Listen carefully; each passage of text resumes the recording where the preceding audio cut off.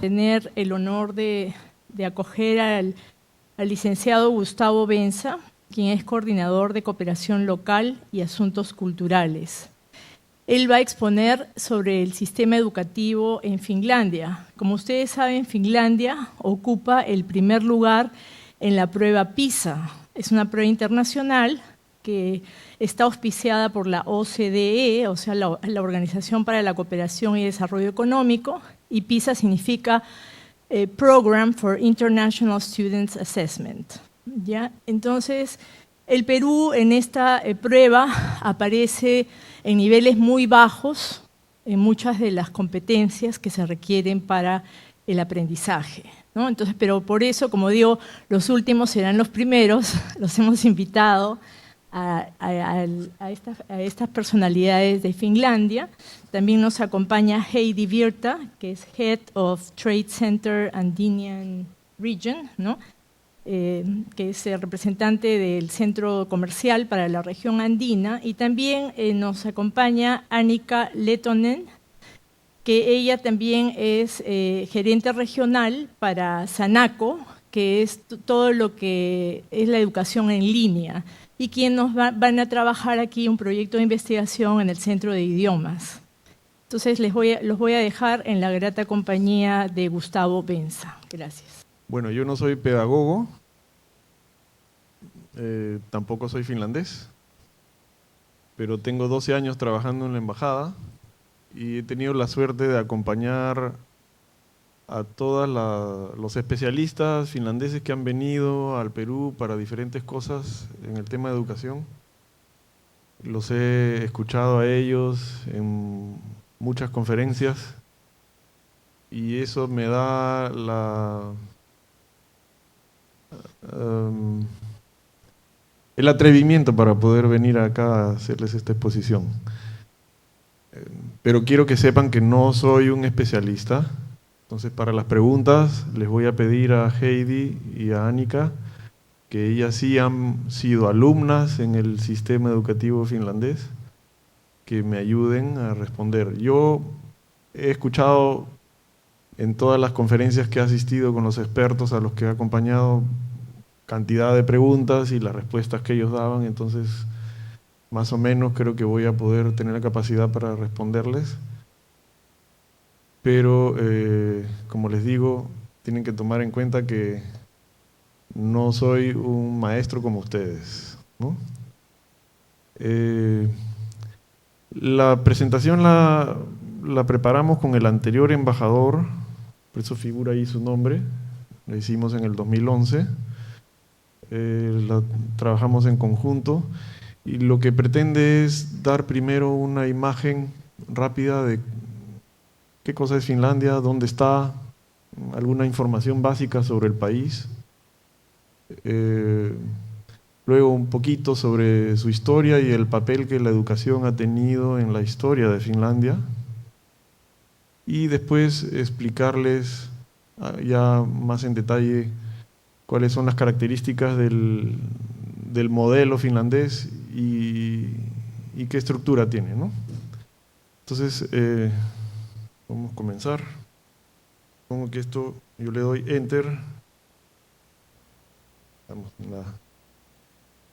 Finlandia tiene el tamaño de más o menos el departamento de Loreto, o sea, una cuarta parte del Perú. Pueden ver ahí su ubicación en el mapa, ahí está Europa. Las rayitas punteadas blancas es el círculo polar ártico. Hay una parte del país que está encima del círculo polar ártico, quiere decir que tienen en invierno varios meses en que el sol no sale. En el sur, donde está la capital, Estocolmo, Helsinki, Estocolmo es la capital de Suecia,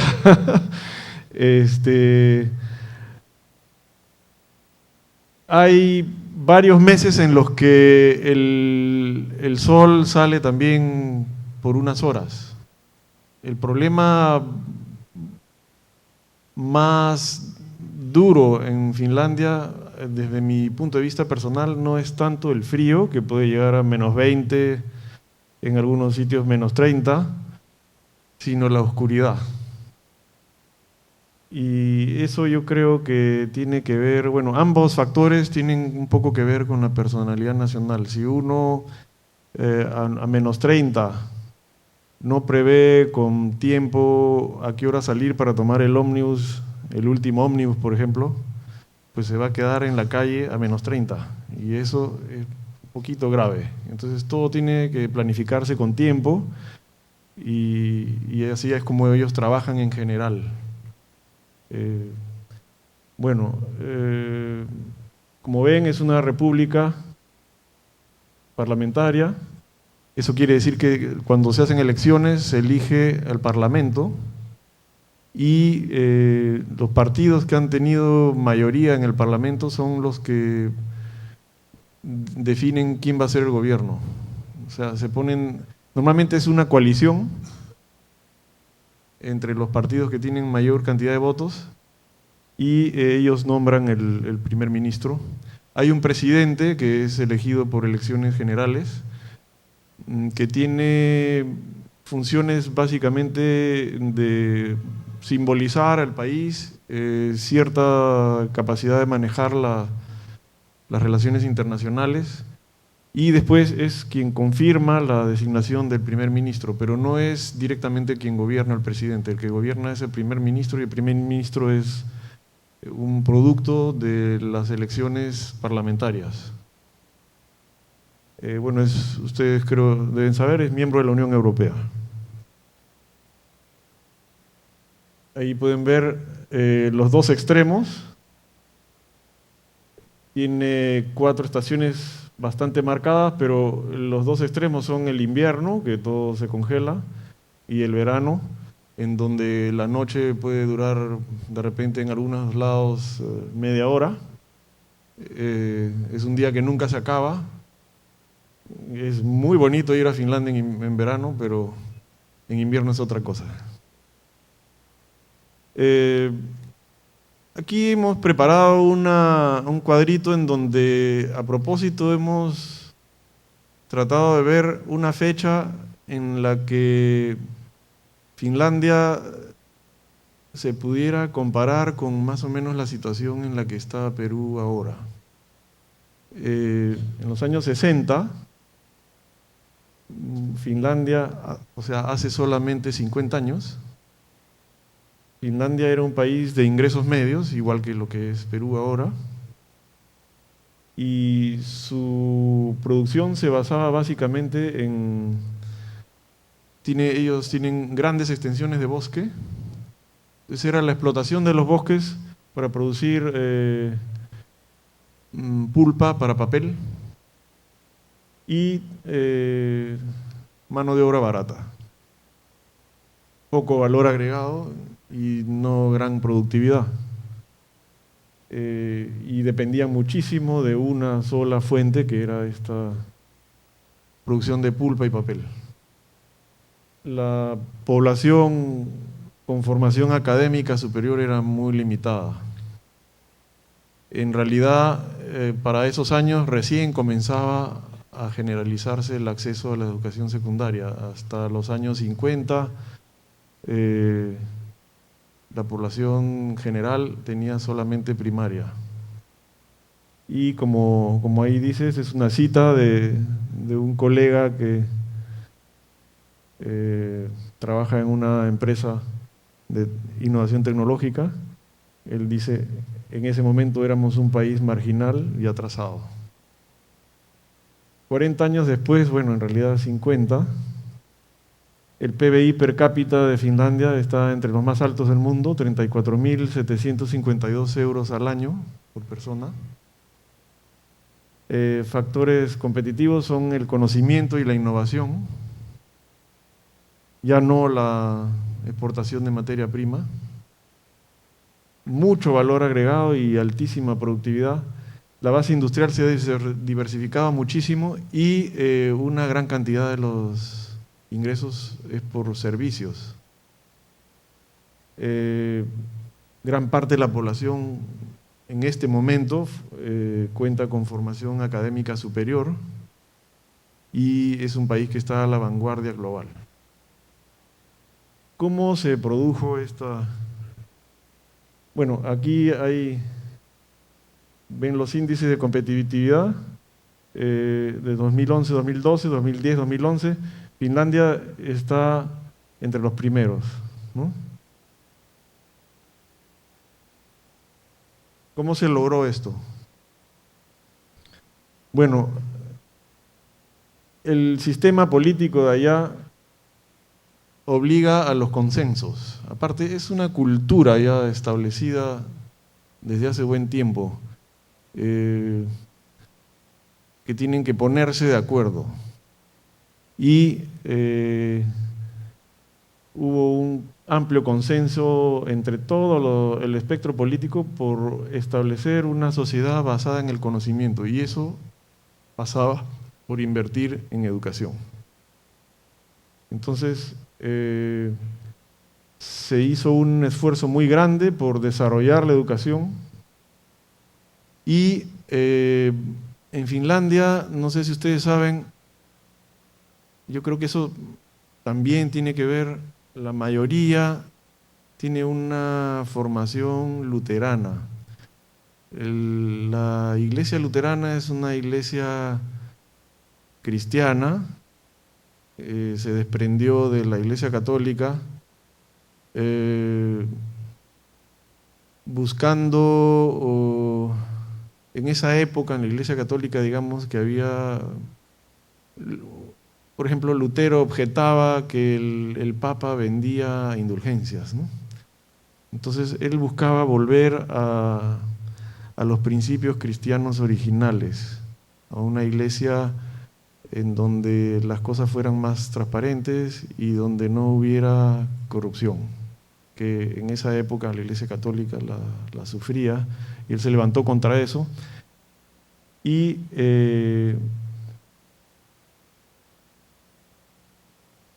los finlandeses, y en general todos los nórdicos, ven como una cosa de mal gusto el desperdicio, el dispendio, la ostentación. La gente es austera y les gusta tratar de sacarle el jugo a todo. Eso se nota, por ejemplo, en el diseño nórdico. Es muy, muy sobrio, y todo trata de hacerse de manera que sea funcional. No hay nada que no tenga una utilidad, ¿no? Bueno, respecto a los recursos humanos, es lo mismo. Si nosotros no nos aseguramos de que toda la población, todos los niños, no importa cuál sea su origen, en qué región vivan, cuál sea la situación económica de sus padres, qué situación haya en su familia, si sus padres son alcohólicos eventualmente o qué sé yo. Bueno, sin importar nada de eso, cada niño va a tener las mismas posibilidades para recibir la misma calidad de educación.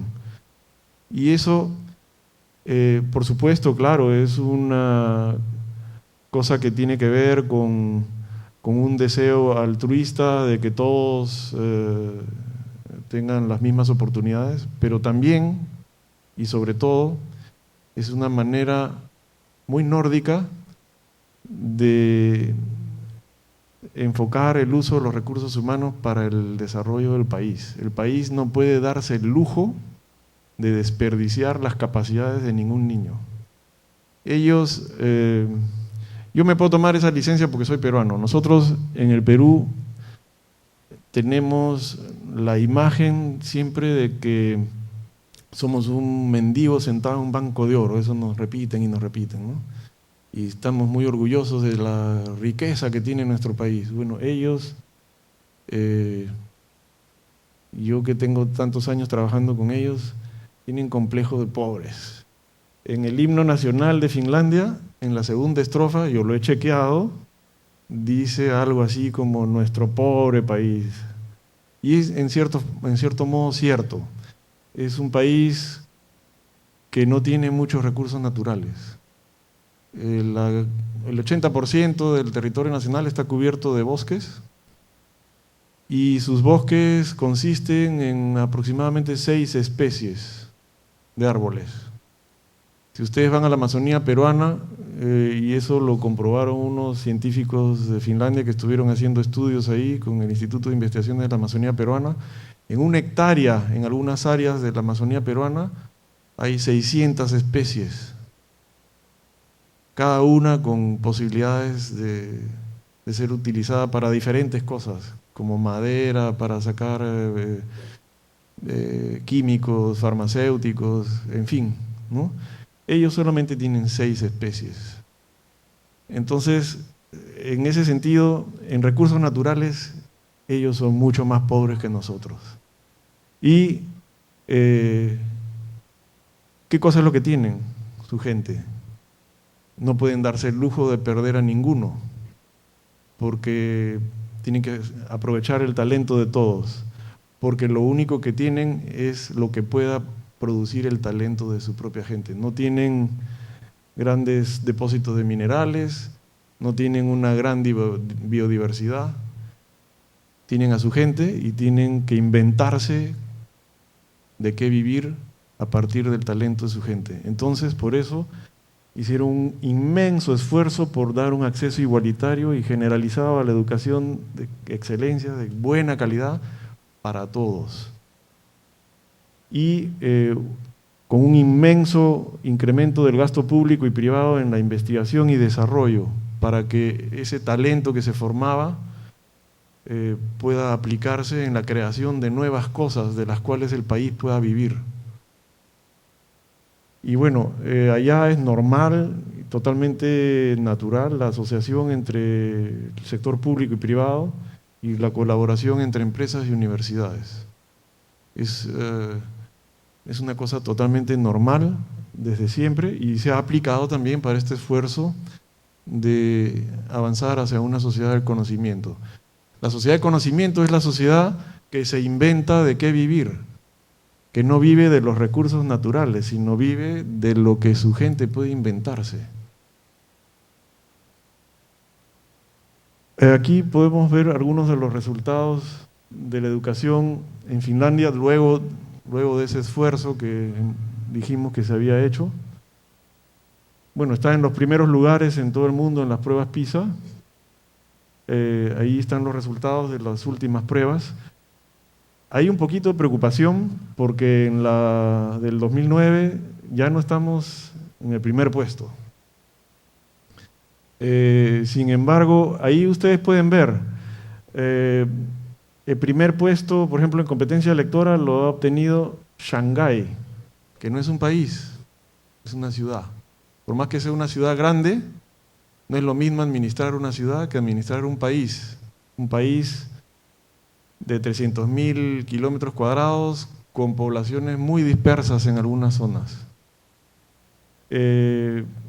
Igual, Singapur, que es una ciudad-país, y ellos, ahí hay otra cosa que hay que señalar. Ellos han obtenido estos resultados, Corea, Shanghái, Singapur, Hong Kong, con un modelo que es absolutamente opuesto al modelo finlandés. Los niños tienen una inmensa carga de trabajo, prácticamente no paran de trabajar todo el día y toda la noche. Comienzan desde muy pequeños y con un espíritu de competencia muy fuerte.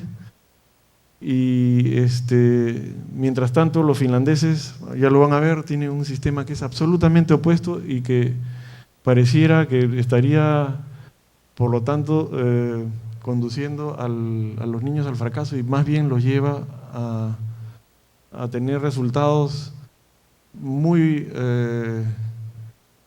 sólidos, porque se enfocan en crear gente que se sienta segura de sí misma. Bueno, aquí nuevamente los resultados. Pueden ver que en la población entre 25 y 64 años, casi las 2/3 partes tiene educación secundaria o secundaria superior. Y el 33% tiene un título universitario u otra calificación superior, que es mucho más que el promedio de la Unión Europea. La deserción en la educación obligatoria, que es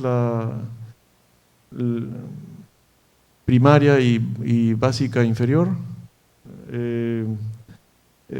secundaria inferior, es 0.5%. Repetición solamente 2% y no hay analfabetos. El uso efectivo de recursos son 190 días de escuela por año, 4 a 7 horas de trabajo por día y nada más. Casi no tienen tareas para la clase. El gasto público es el 6% del Producto Nacional Bruto. El gasto anual por alumno, en 2007, ahí lo ven, si lo comparamos con los promedios de la Organización de Cooperación y Desarrollo Económico, pueden ver que no es necesariamente mayor el gasto, incluso en algunos de los niveles es menor que el promedio, y los resultados son mejores. ¿Por qué? Por un sistema, como les digo, que se enfoca en otras cosas. Aquí, bueno, les presento un poco rápidamente la historia de las decisiones que llevaron a este sistema. Desde muy temprano se comenzó a promover la alfabetización para que cada persona pueda leer la Biblia por sí mismo y no tenga que confiar en lo que los demás les decían, sino cada uno pueda hacer su propia interpretación. Recién entre 1950 y 60 se generalizó la educación secundaria. En los años 70 se dio una gran reforma de la educación. Más o menos por esa época en Perú también estábamos haciendo una reforma de la educación. La diferencia es que los finlandeses, para hacer esa reforma, fue un movimiento nacional. Se buscó un consenso general de la población y de las autoridades y de todos los partidos. Y una vez que ese consenso se construyó, el proceso de reforma se pudo mantener desde esos años hasta ahora. En otros países, de repente se inicia una reforma, después se desactiva, se inicia otra, se comienza una que va en otra dirección y al final no hay posibilidad de tener un resultado a lo largo de los años porque no hay un proceso continuo. Este proceso ha sido continuo, como les digo, en Finlandia. ¿Por qué? Porque primero hubo una gran discusión nacional y se logró un consenso nacional. Y entonces los sucesivos gobiernos, todos estaban de acuerdo en lo mismo y lo han seguido aplicando y desarrollando. Y aquí pueden ver que desde 1985 el gobierno central, el ministerio y el Consejo Nacional de Educación desarrollan una especie de propuesta básica de currículum nacional y después va siendo adaptado a nivel distrital y a nivel de cada escuela. En algún momento, siguiendo el modelo alemán, se separaba a los niños de acuerdo a sus niveles. A partir de 1985, eso ha sido dejado de lado. Todos los niños reciben la misma educación, incluso los niños especiales se trata en lo posible de que vayan a las escuelas normales, las escuelas regulares, y que reciban la misma educación con los demás niños, y además es un proceso de aprendizaje para todos. Los otros niños aprenden a convivir con los niños que tienen condiciones especiales y ellos aprenden a convivir en la sociedad normal.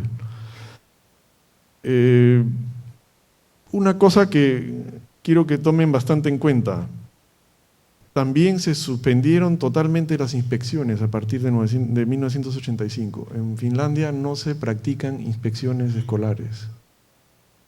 Se hace una evaluación nacional que es para tener una idea del pulso que va teniendo los aprendizajes y para dar retroalimentación. La evaluación no es para sancionar a nadie, sino para ayudar a reorientar el rumbo en los casos que haga falta. Bueno, esta es la capital de Finlandia, Helsinki, vista desde el mar. Ahí está la catedral de Helsinki. Las razones o las ideas esenciales del sistema educativo, tal como se aplica en Finlandia. Lo primero que nada, como ya les dije, la igualdad de oportunidades. De repente, en un rincón de Finlandia, con unos padres que tienen problemas y una familia que no tiene buenos ingresos, hay un niño que podría, si es debidamente cultivadas sus capacidades, convertirse en el próximo Albert Einstein. Bueno, si ese niño, por las dificultades de su familia, no alcanza a asistir a la escuela, no tiene una adecuada alimentación, entonces el país pierde a ese Albert Einstein. Por eso el país, la sociedad, invierte en darle a todos una educación de calidad.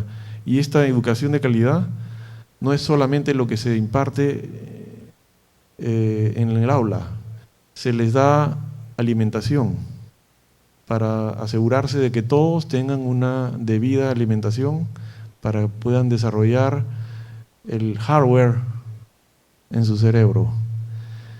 A los niños que viven demasiado lejos de la escuela se encuentra alguna forma de que tengan una movilidad. Ustedes comprenderán, en el norte de Finlandia, a -30, a -35. Si usted vive a más de 5 kilómetros de la escuela, un poco difícil que vaya caminando. No necesariamente tiene que haber una flota de ómnibus a disposición. En algunos poblados pequeños, la alcaldía se asegura de que vaya un taxi a recoger al niño, si es que este niño vive muy lejos, ¿no? Pero hay sistemas por los cuales se busca de que todos puedan asistir.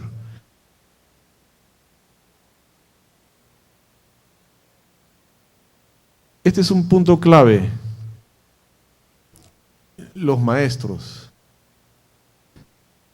Podemos tener los edificios que querramos, todas las computadoras, invertir dinero en lo que sea, pero si no nos hemos preocupado por lo principal en la educación, que son los maestros, no vamos a tener buenos resultados. En Finlandia ha habido un esfuerzo muy grande por darle al maestro el sitio que se merece, porque el maestro es el que está creando a los ciudadanos del futuro, a los recursos humanos del país. Todos reciben la más alta calificación. Finlandia como sociedad les da el más alto aprecio. La profesión de maestros es la más respetada, la más apreciada.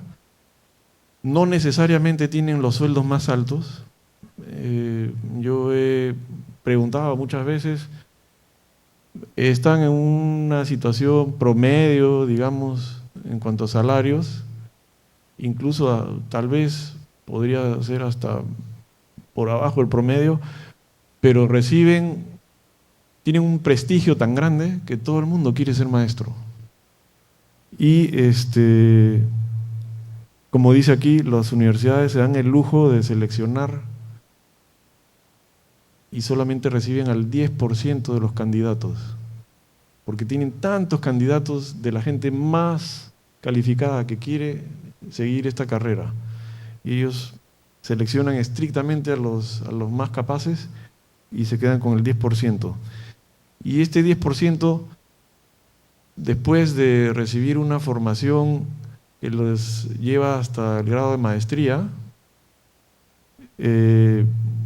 tienen una gran autonomía para organizar su trabajo.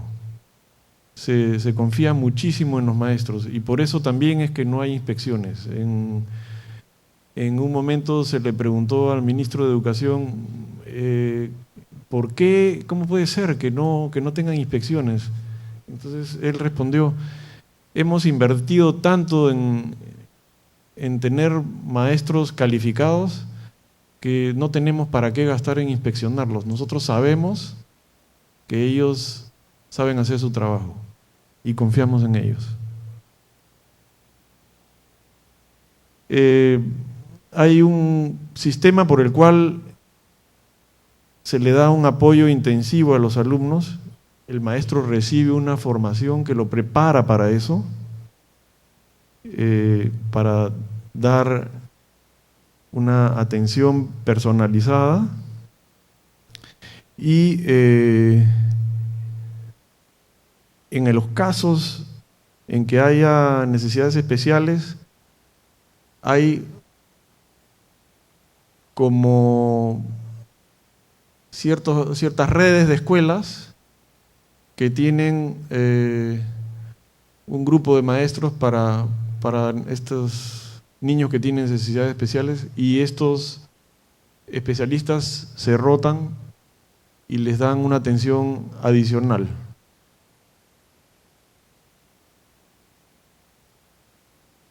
También los alumnos reciben una asesoría especial para poder elegir su carrera. Incluso, como van a ver más adelante, la educación básica tiene 9 años con una opción de un año adicional. Si el alumno al terminar los 9 años no se siente totalmente seguro de qué cosa es lo que quiere hacer, puede quedarse un año más. Y en ese año más puede trabajar con el maestro para encontrar su plan de vida. Bueno,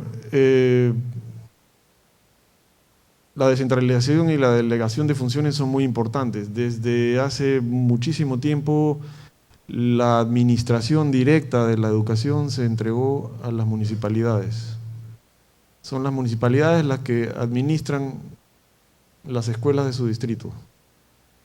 Otra cosa que tal vez no les he dicho es que en esa gran discusión que hubo en los 70s, se planteó que era mejor que no hubiera escuelas privadas. Hubo una polémica muy grande sobre si debían haber o no escuelas privadas, por qué sí, por qué no. Al final, la realidad actual es que existen escuelas privadas, pero son muy pocas y no hay un incentivo real para que se creen más, porque los padres, si tienen la escuela pública, que es la mejor del mundo, ¿para qué van a buscar enviar a su hijo a una escuela privada? Ahora, por otro lado, las escuelas privadas tampoco le cobran a los niños. Hay un sistema por el cual las pocas escuelas privadas que existen, que son por determinadas cuestiones de opciones pedagógicas especiales, por ejemplo las escuelas estas Waldorf, ¿no? Reciben una parte importante de su presupuesto del Estado. Es un poco como la figura que se usa para los colegios de fe y alegría, ¿no? El presupuesto es proporcionado por el Estado. Cuando hablo de Estado, hablo de el gobierno central y la municipalidad, que la municipalidad también, aquí en Perú se cobra impuesto a la renta solamente a nivel de gobierno central. En Finlandia el impuesto a la renta se paga una parte al gobierno central y una parte a la municipalidad. La municipalidad tiene fuertes ingresos por impuestos y con esos ingresos y con transferencias que le hace el gobierno central, administra la educación en su circunscripción. Como les decía, la municipalidad entonces le da un presupuesto a estas escuelas y los niños reciben todos los servicios sin necesidad de pagar. La educación es gratuita siempre, aunque se trate de una escuela privada. Bueno, aquí pueden ver que la dirección centralizada, como ya les dije, prepara el currículo nacional, pero ese currículum nacional es enviado a las diferentes circunscripciones municipales y cada municipalidad tiene un consejo educativo que adapta estas pautas generales de lo que debe… El currículum nacional lo que da son los resultados básicos que se deben conseguir y la municipalidad adapta este currículum nacional a la realidad de cada distrito.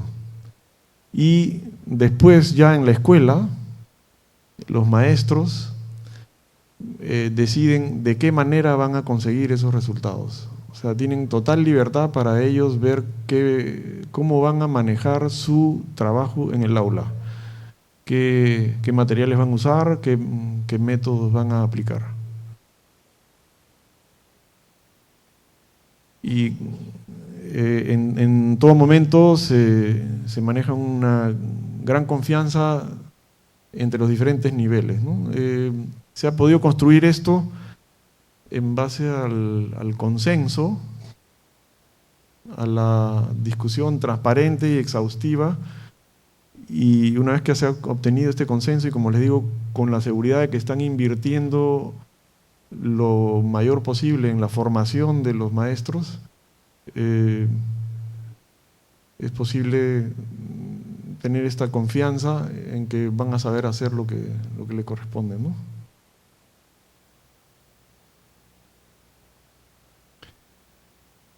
El sector privado no es un actor extraño en la educación. La educación es vista como una clave en las posibilidades futuras del país. Entonces, el sector privado está siempre atento a qué cosa sucede con la educación y además la administración educativa también tiene un constante diálogo con el sector privado para ver qué cosa es lo que el sector privado requiere, porque, como les decía, se concibe que la educación es la construcción de los recursos humanos que el país necesita, y esos recursos humanos van a tener que aplicarse en la producción a través de las empresas que maneja el sector privado en su gran mayoría. Entonces hay que estar en consulta con el sector privado para ver qué habilidades el sector privado requiere que sean creadas en los niños a partir de la educación. Y hay una cultura diferente. De repente muchas empresas privadas son propiedad de un sindicato, o hay empresas privadas que son propiedad de una asociación entre un municipio, una universidad e inversores privados. Entonces, casi como que no hay ese corte entre lo que es privado y lo que es público, porque el sector público también participa en la actividad privada, ¿no? Y bueno, en los últimos 4 años, ha habido una reforma en las universidades, por la cual las universidades de Finlandia, que eran todas estatales, han sido separadas del Estado. Ahora son consideradas como fundaciones autónomas, siguen recibiendo el presupuesto que el Estado les tenía asignado, pero se les ha pedido que integren en sus directorios al sector privado para tratar de conectarlas todavía más con las necesidades del sector privado y con la lógica de la innovación y la competitividad.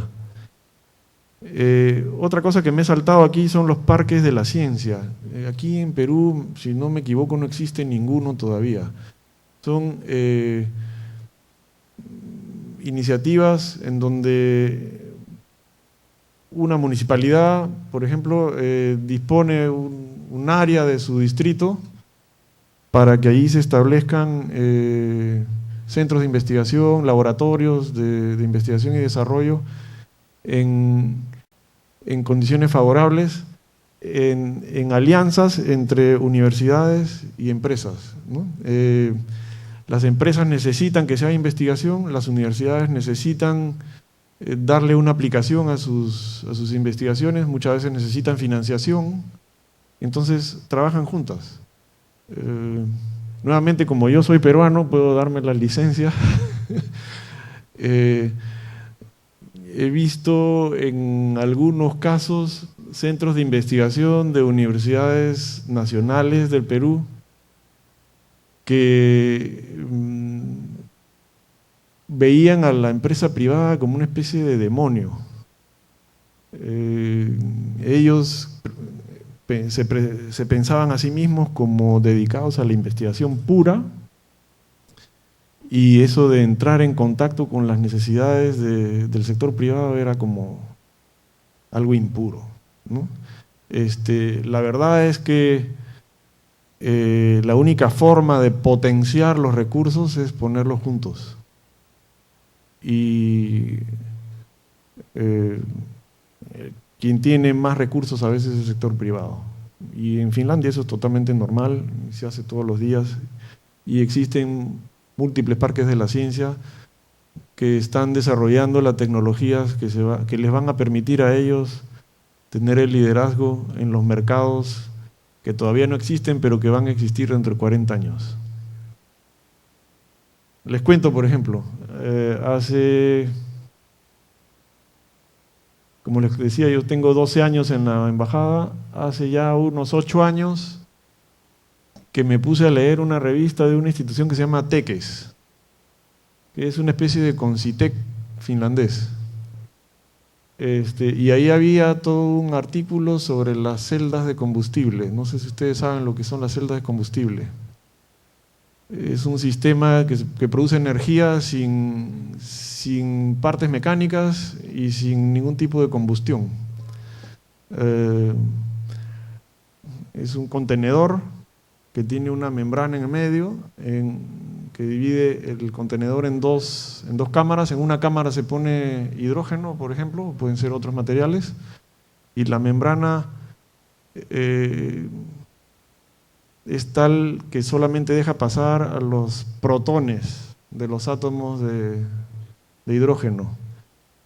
Y entonces, ¿qué pasa? El átomo de hidrógeno tiene un electrón que se queda en ese momento solo y que por las leyes de la física va a buscar, como sea, volver a juntarse con su protón. Le crean un canal para que este electrón pueda ir a reunirse con su protón en el otro lado.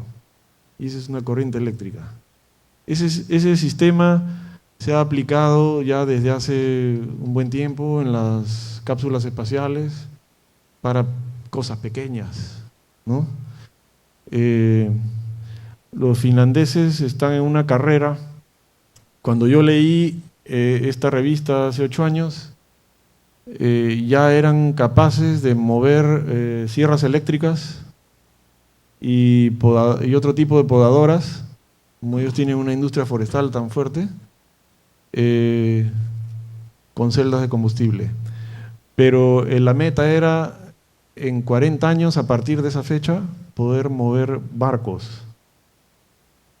Como ustedes saben, los combustibles fósiles se están acabando, más allá de que querramos sacarlos de circulación porque están ocasionando el cambio climático. En algún momento se van a acabar. Y entonces ahí las nuevas tecnologías, entre ellas la celda de combustible, van a ser las que van a proporcionar la energía que va a necesitar el mundo. Y los que tengan la tecnología adecuada en ese momento van a ser los que van a dominar el mercado. Los finlandeses en este momento están invirtiendo en desarrollar conocimiento para poder dominar el mercado correspondiente dentro de 40 años. Y eso se hace en los parques de la ciencia de los que le hablaba. Un recorrido muy breve de los diferentes escalones y opciones de la educación finlandesa. Antes de pasar a esto, quería hacer una última reflexión sobre el modelo educativo en sí. Hay un video que está circulando por YouTube, de repente alguno de ustedes lo ha visto, que es un documental que hace un profesor británico, me parece, sobre la educación finlandesa. Y en un momento él pone un ejemplo de lo que son capaces de hacer los maestros finlandeses. Dice que él había sido testigo presencial de cómo se enseñaba el teorema de Pitágoras en una aula de una escuela básica finlandesa. Y era que el profesor, con unos pedazos de cartón, los llevaba a los niños de la mano para que ellos, cada uno de ellos, descubra por sí mismo el teorema. Entonces, ahí estamos en presencia de una postura totalmente distinta. Por eso es que no hace falta tantas horas de trabajo como en Shanghái, Hong Kong, Singapur, porque lo que están haciendo no es llenar al niño de información, no es que se aprenda de memoria 500.000 cosas, es enseñarle cómo descubrir las cosas por sí mismo, enseñarle a sentirse seguro de su propia capacidad para hacer eso. Y para eso no se necesita entonces tantas horas de tareas. Se necesita que el maestro en clase haga un trabajo diferente. Y por eso es que en la formación de los maestros la investigación es también muy importante. El maestro, cada maestro tiene que ser un investigador, tiene que ser un creador, tiene que ser capaz de inventarse sus formas de enseñar para poder transmitirle eso a los niños. Lo que ellos están buscando es tener personas que sean capaces de pensar por sí mismas, que sean capaces de innovar, que sean capaces de estar seguros de su propia capacidad. Les están enseñando a usar su cerebro. O sea, no es, tenemos el cerebro y lo llenamos de información, no. Te enseño a usar tu cerebro.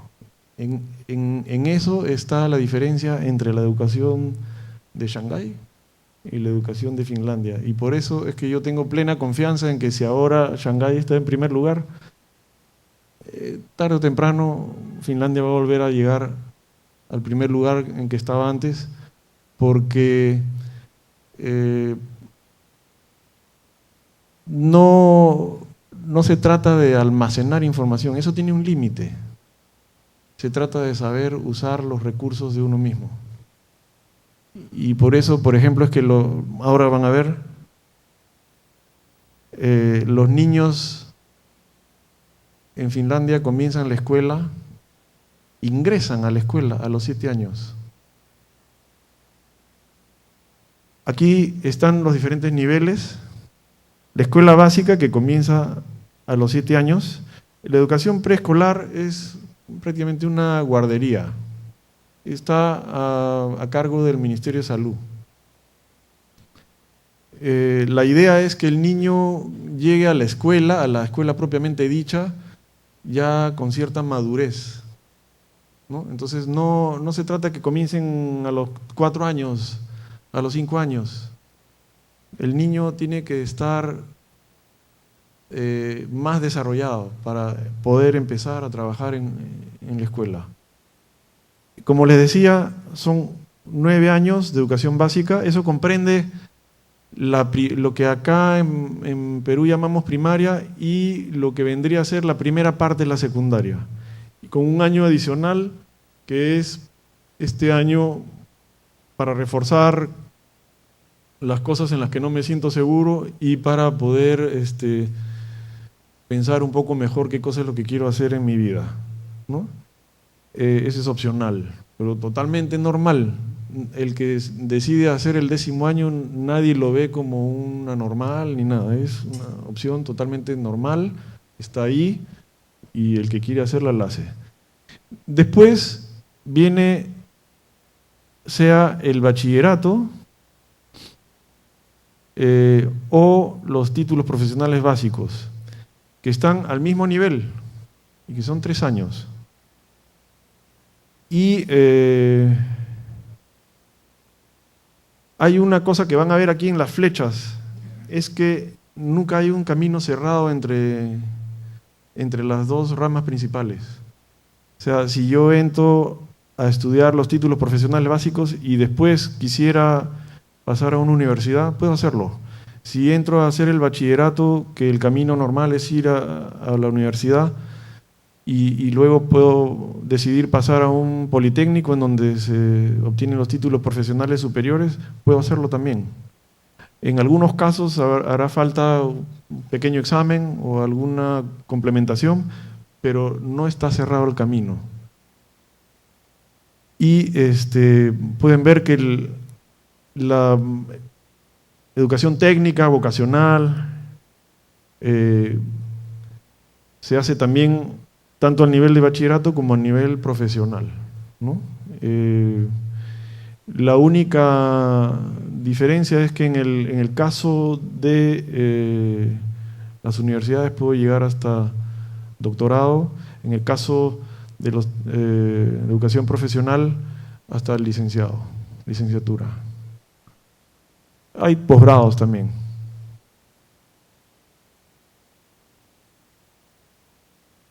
Bueno, como ya les he dicho, la escuela básica comienza a los 7 años. En los 6 primeros tienen un maestro por grupo y en los 3 últimos hay un maestro por materia, ya un poco como es en los estudios generales de la universidad, en las universidades en general, ¿no? Y en secundaria también aquí me parece que se aplica ese. Es obligatoria para todos los residentes y está a cargo del municipio. Y como les he dicho, les dan enseñanza, pero también los útiles, los libros, la atención sanitaria, comida, transporte. La atención sanitaria incluye la atención odontológica, aunque en la mayoría de los casos no es necesaria, porque a los niños después de cada comida en el colegio se les reparte unos chicles hechos de una sustancia que se llama xilitol. El xilitol es una azúcar que se obtiene de la celulosa. Ellos la sacan de la corteza del abedul. Es un azúcar que tiene 2 características. Una, el organismo humano no la asimila. 2, no permite el desarrollo de microorganismos. Entonces le dan esos chicles, ellos los mastican, son muy ricos, no van a engordar por ese dulce, pero ya no necesitan cepillarse los dientes, porque al haber masticado el xilitol les queda la sustancia en la boca y eso evita que desarrollen las bacterias. Entonces, estadísticamente hay cifras que se ve ha bajado pues las caries, ¿no? Curiosamente, no me gustaría hablar mal de los vecinos, pero en Suecia, que es un país que tiene más o menos la misma historia, hace unos años han entrado gobiernos más conservadores que han empezado a tratar de reducir los servicios a la población, y una de las cosas que hicieron fue quitar esta provisión de xilitol a los niños en las comidas en la escuela. A la vuelta de unos 15 años, la atención de salud, que también es básicamente como un seguro universal provisto por el Estado, tenía más gastos en reparaciones odontológicas, que habían ahorrado en xilitol, pero tenían que gastar en dentista. El bachillerato, acá se quiso introducir en los 70, me parece. Es como él viene a ser la secundaria superior. También es administrada por el municipio, o en el caso de que el municipio sea pequeño y no tenga capacidad de hacerlo por sí solo, se hacen alianzas entre municipios, federaciones. Y se cumple entre 2 y 4 años, sigue siendo gratuito y habilita ya a los jóvenes para, o sea, tiene un examen final que los habilita para ingresar a la universidad o al Politécnico. En paralelo con el bachillerato hay la educación profesional básica, que también es gratuita, también está a cargo de los municipios, pero en este caso hay centros de enseñanza que son también del sector privado, pero en esta figura que les decía de fe y alegría, ¿no? O sea, el sector privado ingresa porque le interesa tener recursos formados en determinada especialidad, no porque la educación sea un negocio. O sea, en Finlandia la educación no es un negocio. Cuando el sector privado ingresa es porque la educación es el proveedor de recursos humanos para él. También se puede obtener el título a este nivel demostrando que uno tiene las habilidades a través de un examen, ¿no? La universidad, su función básica es la investigación y la enseñanza académica a partir de esta investigación. En cambio, los politécnicos, que a simple vista son también como una universidad, están más en lo que es la aplicación de los conocimientos científicos y tecnológicos, ¿no? O sea, en el desarrollo de tecnología. Ya no es una cosa teórica, sino práctica, más relacionada con la producción. La universidad se ingresa en base a las notas obtenidas en los estudios anteriores y también con pruebas de admisión. Aquí dice bachillerato, es un error, es la licencia, que se obtiene con 3 años de estudios, y después el magíster con 3 años más. Como les decía, los maestros, para poder trabajar, todos se les exige que sean magísteres. Son solamente 20 universidades, con eso basta. Son cada una universidad completa. Aquí tenemos un montón de universidades que se llaman universidad, pero no son universidades porque solamente tienen determinadas especialidades. Y como les decía, a partir del 2009 han sido separadas del Estado, se consideran organismos autónomos, no estatales, y están integrando al sector privado en su directorio. Las escuelas superiores profesionales, más conocidas como politécnicos, tienen estrecha relación con el ámbito laboral, son también municipales o privadas, pero tienen una gran parte de su presupuesto puesta por el Estado, por el gobierno central. En ninguno de los niveles y en ninguna de las figuras o ramas de la educación el alumno paga. Siempre se financia por otros medios. El diploma se obtiene en 3 años y medio, 4. Y si uno quiere, después de obtener este diploma, entrar a la universidad para tener una maestría, para obtener un doctorado, puede hacerlo. Bueno, esto adicional a todo lo que hemos dicho antes, el Estado le da a cada estudiante finlandés un subsidio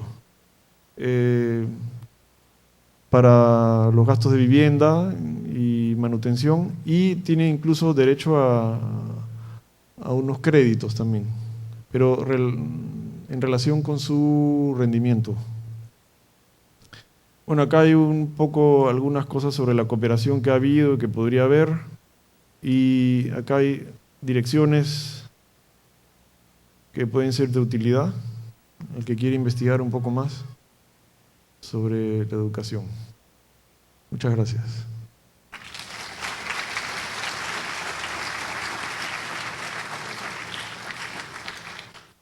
¿Tienen algunas preguntas? En este momento están implementando una nueva política por la cual los extranjeros que van a estudiar a nivel de maestría tienen que pagar. Porque la educación es gratuita, se paga con los impuestos. Allá es normal que uno pague 40, 50, hasta 60% de sus ingresos en impuestos, y la gente los paga feliz, porque le va a retornar en servicios de salud, servicios de educación, una serie de cosas. Pero ya se puso de moda pues Finlandia, entonces hay un montón de gente que quiere estudiar allá, y ellos ya han previsto que sería insostenible, ¿no? Entonces están empezando gradualmente a poner un costo a los extranjeros que van a nivel de maestría, que además son maestrías especiales porque se brindan en inglés. El idioma finés dicen que es el idioma que se habla en el cielo porque toma una eternidad aprenderlo. Una pregunta. ¿Otra pregunta? Sí, una pregunta. Es en el caso de la educación inclusiva. Ahí escuché que se incluía a los jóvenes especiales que tenían, digamos, capacidades menores a lo general.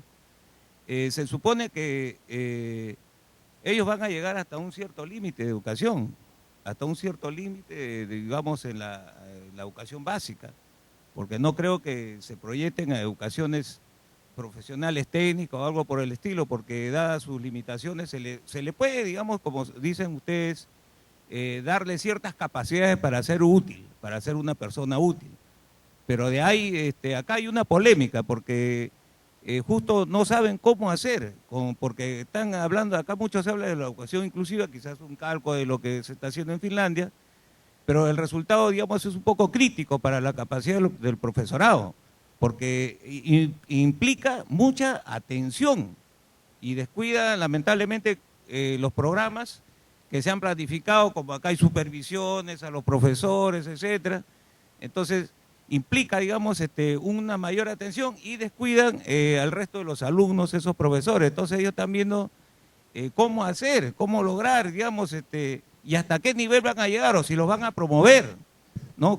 ¿En qué momento van a, digamos, a llegar a su promoción, ¿no? Sí, no sé si me entiende. Sí, en principio no se separa ya.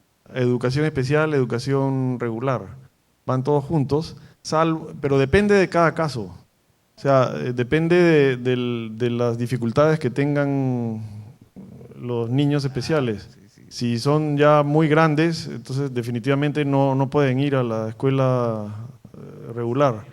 Y también lo que se busca es que no sean marginados y que aprendan a convivir, tanto ellos como los otros.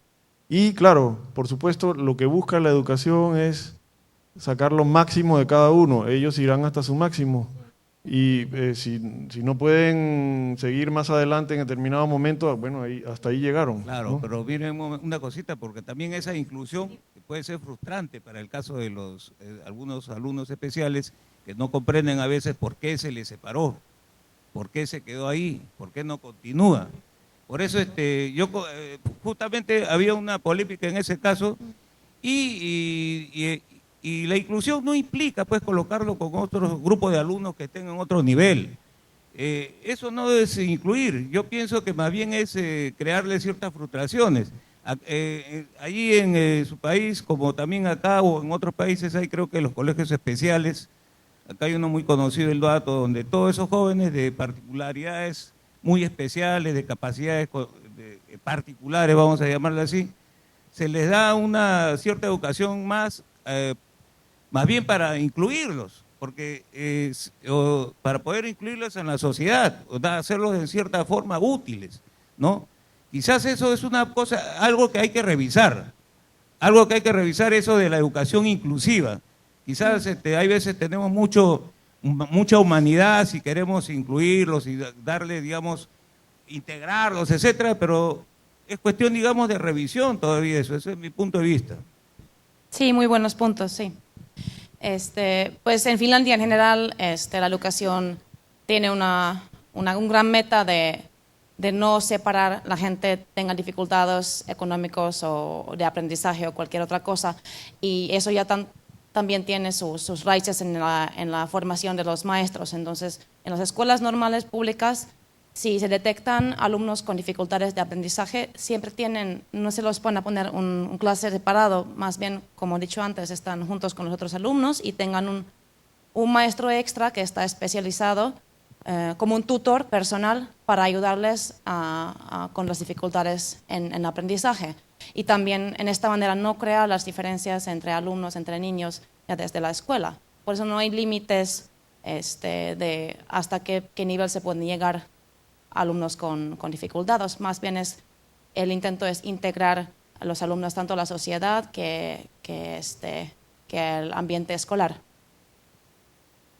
Sí, por favor. Hola, una pregunta. El expositor comentó sobre un caso específico que un profesor saca a sus alumnos para explicar un teorema, ¿verdad? Para explicar el teorema de Pitágoras, ¿verdad? O sea, sale de clase, Sí. sale del salón, ¿no? No es que salieron de clase, es que yo estaba hablando en forma figurada, que él los lleva de la mano a que ellos descubran por sí mismos el teorema. Ya, en sí, la pregunta va al hecho de que si manejan específicamente algún tipo de programa que tenga que ver con creatividad o con programas de inteligencia emocional que mezclan estos puntos, o sea, si dentro de la enseñanza del módulo de aprendizaje hay estos puntos como fuertes, ¿no? Creatividad, talento, para que vean habilidades personales, porque hablan de habilidades personales, para que cada uno escoja, que vea cuál es su fuerte, ¿verdad? Así que tiene que haber esos tipos de puntos. Quería saber si más o menos manejan con programas específicos la creatividad o la inteligencia emocional. Lo que yo te puedo decir es que es una manera diferente de enseñar lo mismo que se enseña acá. O sea, en lugar de que yo recuerdo cuando yo estaba en el colegio aquí y había profesores que se sentaban y empezaban a dictar, ¿no? Punto, coma. Y después yo también he enseñado en universidades y he planteado el curso de manera de tratar de, junto con el grupo de estudiantes, discutir un tema y que cada uno plantee su opinión. Y hubo mucho descontento a nivel universitario. ¿Por qué? Porque lo que ellos querían era que yo les diga cómo era. Yo tenía que darles la receta. Ellos no estaban ahí para ponerse a pensar junto conmigo. Ellos querían que yo les dé una receta. Entonces, se trata simplemente de una opción distinta. No les damos las recetas, no les dictamos el teorema, punto, coma, el cuadrado de los catetos, punto, no. Los llevamos a una situación en la que ellos descubren el teorema por sí mismos. Entonces, o sea, no es que no estoy hablando de un programa especial para descubrir las inclinaciones de cada uno, no, es un método de enseñanza diferente, es hacer que cada uno descubra por sí mismo las cosas. Ya, sí, claro, voy a ese punto específico. ¿Cómo han logrado? Supongo que dentro de la enseñanza, dentro de la formación de los profesores, ¿ya? Tienen que ver, ahí debe estar la esencia, o sea, de cómo se le enseña al profesor para que guíe a las personas, para que guíe a los niños. Sí, de hecho en el programa de los estudios de los maestros hay siempre una parte pedagógica. Entonces ellos, cada maestro han estudiado también pedagógica para que cómo es la mejor método para enseñar a los alumnos, y es allí donde se promueve la interactividad de los alumnos, que no sea que el profesor dicta y los alumnos escriben o escuchan, sino que las clases sean interactivos y que los alumnos se promueven para que ellos también descubren en las clases, digamos. ¿Y hay algún tipo de acceso para poder ver ese esquema que han trabajado allá para enseñar, para hacer que los profesores comprendan ese esquema y puedan hacer eso con los alumnos?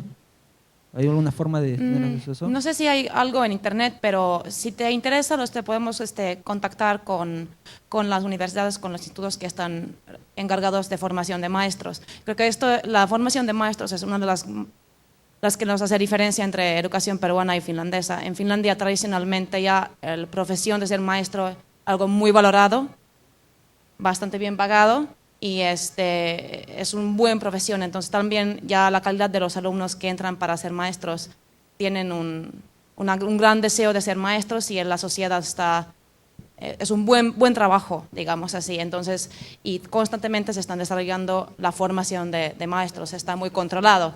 Y por ejemplo, todos los maestros en Finlandia son maestros, así tienen la maestría, y como dijo la señora Heidi tiene también la parte pedagógica incluido a sus estudios. Entonces estudian 5 o 6 años y todo el tiempo después tienen una capacitación continua. ¿Para llegar a la universidad necesariamente tienen que pasar por el bachillerato o pueden ser admitidos una vez que termine la educación básica? Directamente la educación básica no, tienen que tener algún tipo de estudios de bachillerato o una carrera técnica y después unos estudios extra para poder entrar a la universidad. Porque, como he dicho, la educación es gratuita para los finlandeses, también la universidad, tal cual los exámenes para entrar a la universidad requieren tanto la educación básica del gobierno, tanto como el bachillerato, y un examen de entrada que es bastante difícil.